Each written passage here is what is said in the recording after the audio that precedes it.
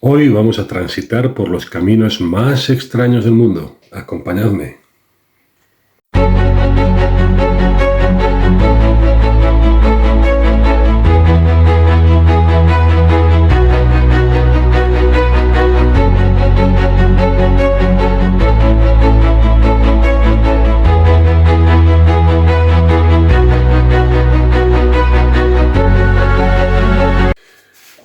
Bienvenidos al 42º capítulo de Alter Historia. En distintos rincones del planeta existen unos surcos paralelos, en ocasiones profundos y caprichosos, que recorren colinas, se cruzan entre sí, suben pendientes imposibles y en algunos casos se pierden bajo el mar. Son conocidos como cart routes, en inglés literalmente surcos de carro. Y aún hoy siguen planteando más preguntas que respuestas. Los cart routes son canales o surcos excavados en la roca, normalmente dispuestos en pares paralelos, como si hubieran sido creados por el paso reiterado de vehículos con ruedas o patines. La separación entre ambos surcos suele ser constante y comparable al ancho de un eje, lo que durante décadas ha alimentado la idea de que se trata de antiguas vías de transporte. Están tallados, en la mayoría de los casos, en roca caliza, un material relativamente blando que puede ser trabajado tanto por la acción humana como por la erosión natural. La combinación de ambas fuerzas parece clave para entender su aspecto actual. Aunque los ejemplos más célebres se encuentran en el Mediterráneo, los cart routes no son exclusivos de una sola región. Se han documentado en Malta y Gozo, donde forman redes extensas y complejas, luego lo veremos, en Sicilia, en Cerdeña, en Galicia, Canarias, en Grecia, en Francia, en Turquía, en diversos lugares del Cáucaso o incluso en Sudamérica, donde aparecen estructuras sorprendentemente similares. Esta dispersión geográfica complica cualquier explicación única y sugiere que el fenómeno pudo surgir de manera independiente en distintos contextos culturales. Lo que convierte a los cart routes en uno de los grandes enigmas de la arqueología no es solo su existencia, sino su comportamiento aparentemente ilógico. Algunos de los casos más extraños incluyen surcos que terminan en acantilados o continúan bajo el mar, luego veremos imágenes de esto, lo que plantea dudas sobre el nivel del mar en el momento de su creación o sobre la función real de estos caminos. Cruces múltiples y bifurcaciones que recuerdan más a un nudo ferroviario moderno que a una simple vía antigua. Pendientes excesivamente pronunciadas, por las que sería extremadamente difícil mover un carro cargado sin perder el control. Profundidades considerables, en ocasiones tan marcadas que harían impracticable el uso de ruedas convencionales. Trazados sin destino aparente, que no conducen a asentamientos, canteras ni puntos conocidos de interés. Estas anomalías han dado lugar a numerosas teorías, desde sistemas de transporte hoy olvidados hasta usos rituales, pasando por la idea de que algunos cart routes no fueron nunca caminos en el sentido estricto de la palabra. Estos vídeos que vais a ver ahora son tomados por mí, tanto en la isla de Malta como en la vecina isla de Gozo.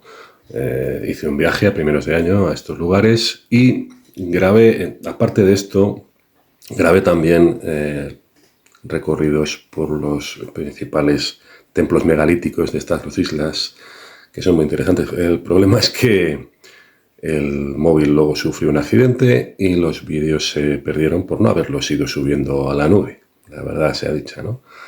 Estos de los cart routes los pude recuperar porque se los había ido enviando a varias personas interesadas en este tema en concreto, y claro, pues por eso los pude recuperar, aunque no renuncio a que en un futuro pueda recuperar el resto de los vídeos sobre los templos y pueda hacer capítulos sobre ello, ya veremos. Bien, el primer lugar donde me enfrenté cara a cara con los cart routes fue Misra Gar il Kabir, un enclave prehistórico situado en el sur de la isla de Malta, cerca de los acantilados de Dingley. El lugar es conocido informalmente como Clapham Junction, un nombre acuñado por un arqueólogo británico que vio en esta red de surcos un paralelismo con una estación ferroviaria londinense, debido al entramado caótico de líneas que se cruzan, divergen y se superponen. La comparación no es exagerada. Sobre la superficie caliza se entrelazan decenas de carriles pétreos que se bifurcan en múltiples direcciones sin un orden aparente. Algunos se cruzan con ángulos imposibles, otros parecen detenerse abruptamente, como si el trazado hubiera quedado inacabado o su sentido se hubiera perdido con el tiempo.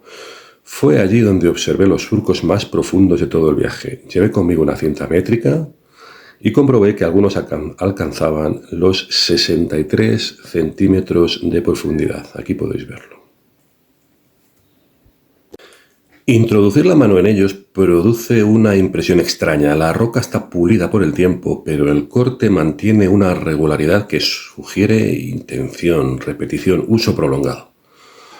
Resulta difícil imaginar ruedas convencionales circulando por canales tan hondos sin quedar atrapadas. El segundo encuentro con los Cartwrights ocurrió en la vecina isla de Gozo y fue completamente casual. No los estaba buscando.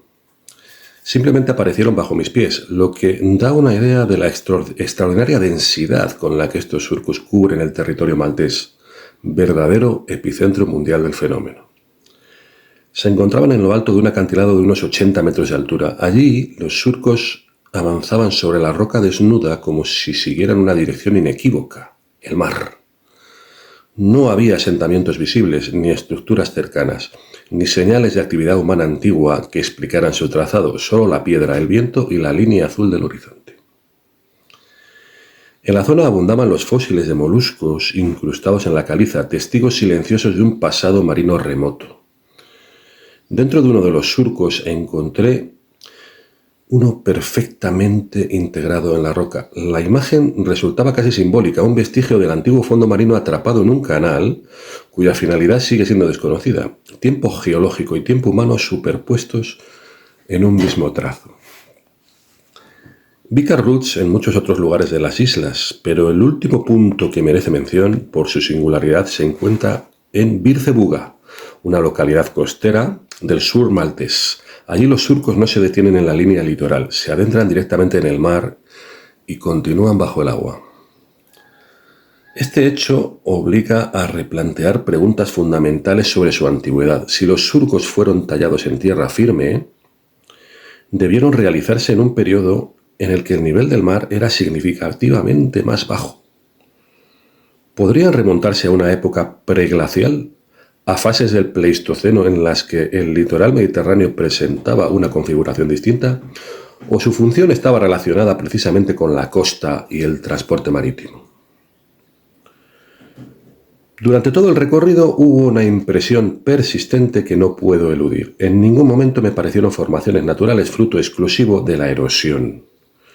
La regularidad de la separación, la coherencia de los pares paralelos, la profundidad sostenida y los cruces deliberados sugieren un trabajo humano sobre la roca caliza posteriormente modelado por el paso del tiempo. Caminar sobre estos surcos no resuelve el enigma, pero transforma la pregunta porque deja de ser una curiosidad arqueológica para convertirse en una experiencia física. Los pies sienten la roca, el cuerpo mide las pendientes, la mirada sigue líneas trazadas por manos desconocidas. Y uno comprende que a veces los caminos más extraños del mundo no conducen a un destino, sino a un misterio. Nada más, es todo por hoy. Dadle like si os ha gustado el vídeo, suscribiros los que no os hayáis suscrito, dadle al hype, al tema este de hypear, los que sabéis cómo se hace, y compartid el vídeo con quienes penséis que le puede interesar. Y nada más, me despido hasta el próximo capítulo de Alter Historia.